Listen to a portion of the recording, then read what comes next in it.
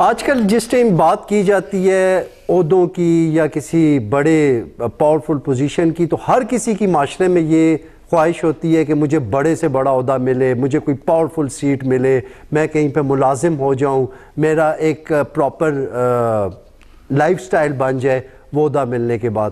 لیکن یہ عہدہ ملنے کے بعد کیا ہم لوگ اس عہدے کے ساتھ اپنے معاشرے میں انصاف کرتے ہیں؟ چھوٹا عہدہ ہو، بڑا عہدہ ہو، یا جو بھی عہدہ ہو یا جو بھی پوزیشن ہو، کیا جس ٹائم وہ کسی کو مل جاتی ہے، کسی انسان کو مل جاتی ہے، تو کیا وہ لوگ جو اختیارات اس عہدے کے عوض اس بندے کو ملتے ہیں، تو کیا وہ بندہ ان اختیارات کے ساتھ انصاف کرتا ہے؟ یا دوسری طرف یہ بات کی جاتی ہے کہ یہاں پہ تو عہدے لیے ہی اس لیے جاتے ہیں تاکہ مس یوز آف پاور کی جائے۔ تو یہ مس یوز آف پاور والی بات میں کتنی صداقت ہے اور دین اسلام اس حوالے سے کیا کہتا ہے؟ آج اس ٹاپک کو ڈسکس کرنے کے لیے مولانا سعید اللہ صاحب میرے ساتھ موجود ہیں۔ جی مولانا صاحب ویلکم۔ جزاکم اللہ جی، شکریہ۔ کیسے ہیں؟ ٹھیک ہیں؟ شکر اللہ، خیریت سے ہیں؟ مولانا صاحب بھوک یا پیاس تو نہیں لگ رہی؟ نہیں، اللہ کا شکر ہے، نہیں لگی ہے۔ اچھا نہیں لگی، ٹھیک ہے۔ اچھا مولانا صاحب یہ جو اللہ ہمت دے ہمیں، بس بے شک بے مبارک شک، مہینہ ہی۔ آج کا یہ ٹاپک ہے اختیارات کا استعمال یا اختیارات کا ناجائز استعمال۔ تو آپ اس کو دین اسلام کے حوالے سے ہمیں بتائیں کہ دین اسلام میں کیا بتایا گیا ہے کہ اگر کسی بندے کو عہدہ مل جائے اس پہ کیا ذمہ داریاں عائد ہوتی ہیں اور وہ اپنے اختیارات کو کیسے استعمال کرے؟ بسم اللہ الرحمن الرحیم۔ ان اللہ یأمرکم ان تؤدوا الامانات الی اہلہا، صدق اللہ العظیم۔ مطیب بھائی بہت شکریہ آپ کا کہ اس اہم موضوع کو لے کر آپ حاضر ہوئے اور اس طرف توجہ دلائی کہ اختیارات کا ناجائز استعمال، اسلام کیا کہتا ہے اس بارے میں۔ آیات مبارکہ جو میں نے پڑھی ہے اس میں اللہ پاک ارشاد فرماتے ہیں کہ ان اللہ یأمرکم ان تؤدوا الامانات الی اہلہا، کہ اللہ تبارک و تعالیٰ تمہیں حکم دیتا ہے کہ ان تؤدوا الامانات الی اہلہا، کہ جو امانتیں ہیں وہ اس کے اہل کے حوالے کرو، اس کے سپرد کرو جو اس کا اہل ہے، جس کے اندر اس کی صلاحیت ہے، وہ امانت اسی کے حوالے کر دو۔ یہ تو قرآن کا حکم ہوا اور ایک اصول اور ایک طریقہ دے دیا قرآن مجید نے ہمیں۔ دوسری جگہ بھی اللہ نے فرمایا کہ یا ایھا الذین آمنوا، ایمان والو تم اللہ اور اس کے رسول کے ساتھ خیانت نہ کرو، اور تم اپنی امانتوں میں خیانت کرتے ہو وانتم تعلمون، اس حال میں کہ تم جانتے بھی ہو، تمہیں پتہ بھی کہ ہم خیانت کر رہے ہیں، پھر بھی تم خیانت کر رہے ہو تو ان سے بچو۔ یہ بھی قرآن کا حکم ہے۔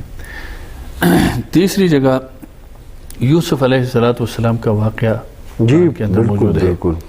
اور یوسف علیہ السلام کے واقعے میں ایک جز میں لے لوں گا کہ جب وہ جیل میں تھے اور جو عزیز مصر تھا اور اس نے خواب دیکھا اور کہا کہ جس کی تعبیر پھر یوسف علیہ السلام نے تعبیر بتائی اور اسی وجہ سے اس کو رہائی مل گئی۔ جب رہائی مل گئی تو عزیز مصر نے اس کی صلاحیت کو، استعداد کو جب دیکھا تو اس نے کہا جی میں آپ کو اپنے منصب دے رہا ہوں، آپ کو اپنے حکومت کا۔ تو یوسف علیہ السلام جب سمجھ گئے کہ اب یہ مجھے کسی عہدہ یا کسی منصب مجھے حوالے کر رہے ہیں، تو اس نے کہا کہ مجھے انی خزائن الارض، مجھے نہیں وزیر خزانہ، دوسرے الفاظ میں اس وزیر خزانہ بنا دے مجھے۔ کیوں؟ انی حفیظ علیم۔ اب بات یہ ہے کہ میں حفیظ یعنی حفاظت کرنے والا ہوں اور علیم باخبر بھی ہوں، علم بھی رکھتا ہوں۔ تو اس سے یہ مسئلہ اخذ کیا ہے علماء کرام نے کہ جب کوئی منصب، کوئی عہدہ آپ کو مل رہا ہے تو دیکھنا چاہیے کہ جو بندہ جس عہدے کی طرف جا رہا ہے وہ اس کا اہل بھی ہے، وہ اس کی حفاظت کر سکتا ہے اس عہدے کا یا اس منصب کا، اس طرح چلا سکتا ہے۔ اہلیت کیسے دیکھی جائے گی؟ اب بتا رہا ہوں نا میں آپ۔ اور علیم، اس کے بارے میں علم بھی ہے، کچھ جانکاری بھی ہے اس کو، اس بارے میں شعور بھی ہے کہ یار یہ جو محکمہ یا جو عہدہ ہے، عہدہ مجھے حوالے کیا جا رہا ہے، میرے بس کی بات ہے، میں نے اس کو چلانا ہے، اور کیا میں اس پر پورا اتر سکوں گا، نہیں اتر سکوں گا، میرے اندر وہ صلاحیت استعداد ہے یا نہیں ہے۔ تو یہ دو چیزیں اہم ہیں کسی عہدے منصب لینے کے لیے، کہ ایک تو اس کی محافظت کر سکتا ہو اور دوسرا اس کے بارے میں اس کو علم بھی ہو۔ یہ دو چیزوں کا ہونا ضروری۔ آپ نے پوچھا کہ بھئی اہلیت اور یہ کیا؟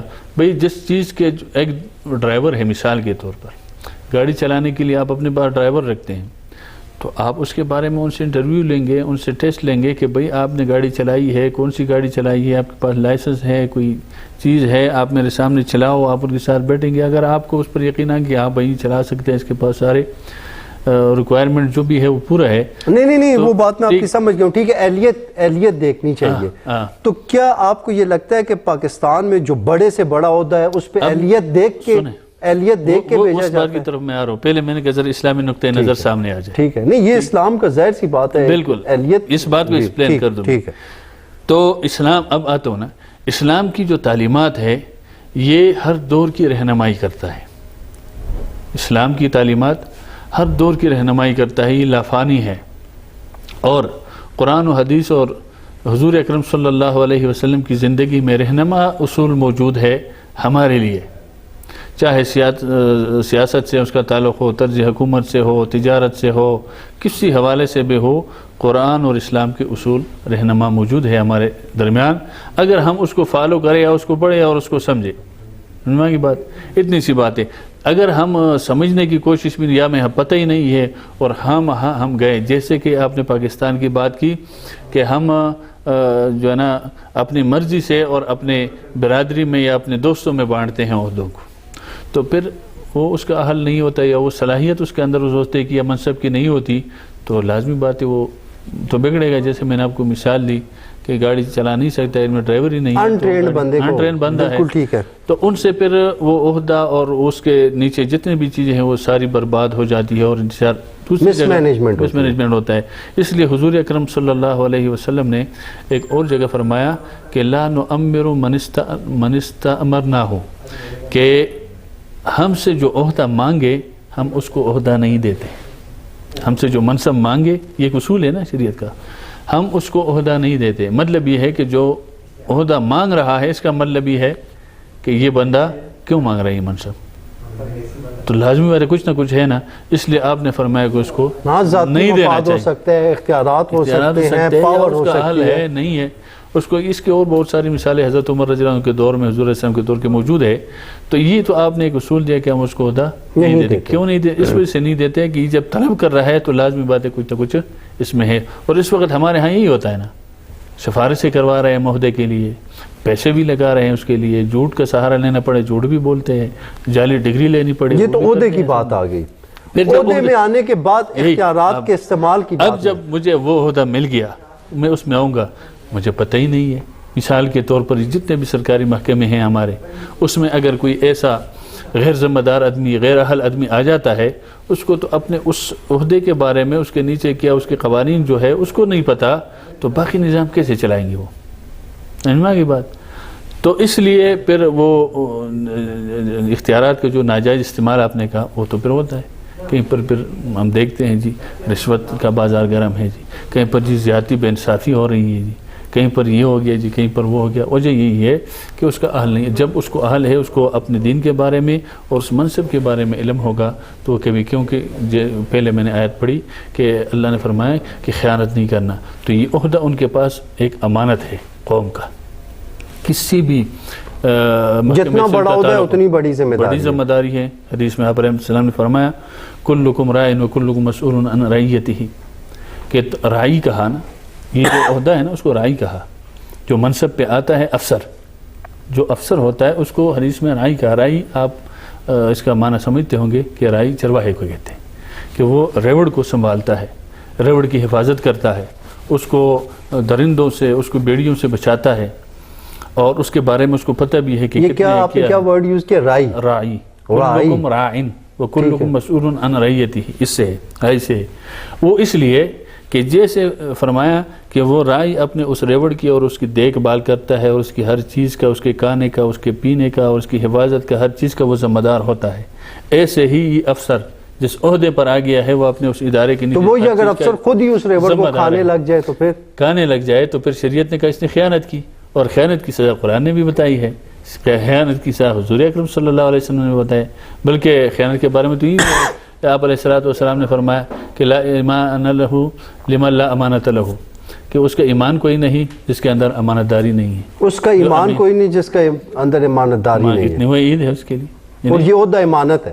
عہدہ امانت ہے نا, میں نے پہلے کہا پبلک ٹرسٹ ہے. यामुरुकुम पब्लिक ट्रस्ट अवाम का एतमाद है ना, अमानत है आपको ना। आपको अगर एक मनसब दिया ही तो पब्लिक, मिसाल के तो किसी भी इदारे का अफसर ले ले आप, वो किस लिए? अपने घर के लिए होता है, अवाम के लिए होता है, पब्लिक के लिए, बिल्कुल ऐसे कि वो इदारे के अंदर जो चीज़ें हैं वो अवाम को प्रोवाइड। तो मौलाना साहब ये आपने अभी दीनी वजात तो कर दिया, आपने सारे मतलब कुरानिक रेफरेंस भी दे दिया, हदीस का रेफरेंस भी दे दिया, उसके बावजूद क्या आपको ये नहीं लगता कि छोटे से छोटे ओहदे पे बैठा हुआ शख्स भी मिस यूज कर रहा है अथॉरिटी को? क्या ऐसा है या नहीं? ये मेरा आपसे क्वेश्चन है। अगर है तो फिर क्या उसको दीन इस्लाम का खौफ नहीं है, उसको कुरान के बारे में इल्म नहीं है, उसको हदीस के बारे में, वो क्यों ऐसा कर रहा है? मैं ये तो नहीं कहता कि उसको पता नहीं, आजकल मेरे ख्याल में पता भी है और वो कर भी रहा है, आप ये कहते हैं? लाजमी बात है, ठीक है। ये तो हो ही नहीं सकता कि एक आदमी को दीन के बारे में इतना इल्म ना हो कि वो इस मनसब तक गया है और उसको इतना नहीं पता हो कि यार ये जो मैं वो कर रहा हूँ तो ये मैं गलत कर रहा हूँ। ठीक है, वो तो लाजमी बात है, उसको इल्म है, उसके बारे में जानता भी है,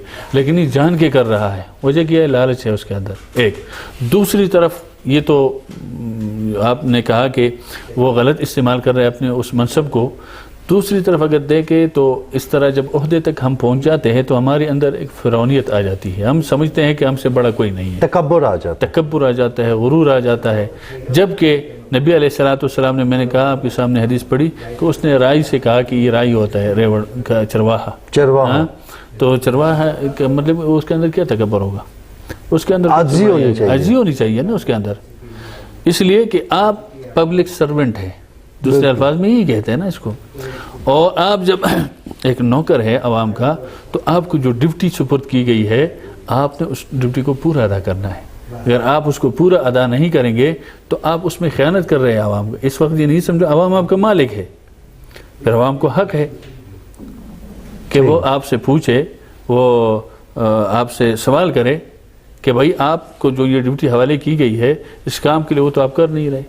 बिल्कुल। तो इसलिए शरीयत ने तो हर चीज़ की वजाहत की, मैंने कहा कि हर चीज़ के उसूल दिए हैं हमने, लेकिन मसला सिर्फ हमारे अंदर ये है कि हम जानते बूझते हुए भी उसमें गलतियाँ करते हैं, उसको गलत इस्तेमाल कर रहे हैं। वो वजह यही है कि खौफ खुदा नहीं है हमारे अंदर, कि हम जिस कुर्सी पर पहुँच जाते हैं उस कुर्सी को ये समझते हैं कि एक तो ये है कि हमेशा होगी हमारे पास, दूसरा ये कि हमसे कौन है पूछने वाला। जबकि दुनिया के अंदर अगर आपसे कोई भी नहीं पूछ सकता है या कोई पूछने वाला नहीं है, लेकिन एक अदालत तो है ना, उसको सामने रखना है। और इसकी कई मिसालें मौजूद हैं, बल्कि हमारे जो अदालतों के चीफ जस्टिस, कल मैं एक इंटरव्यू उसका सुन रहा था किसी का, चीफ जस्टिस साबिका का, तो वो कह रहे जी पाकिस्तान में जज चीफ जस्टिस जो है वो इंसाफ नहीं कर सकता, इंसाफ कहीं और से फैसला लिख के दिया जाता है हमें और हम उसको सुनाते हैं। तो यही बात जब आप चीफ जस्टिस थे उस वक्त क्यों नहीं बताई? उस वक्त आप फैसले की आप इस्तीफ़ा दे देते कि भाई मैं इंसाफ नहीं कर सकता। हमारा मसला और इल्मिया ये है कि हम जब उस सीट से छोड़ के चले जाते फिर हम कहते ये हो तो अल्लाह को जवाब दे अगर उसने गलत फैसले दिए।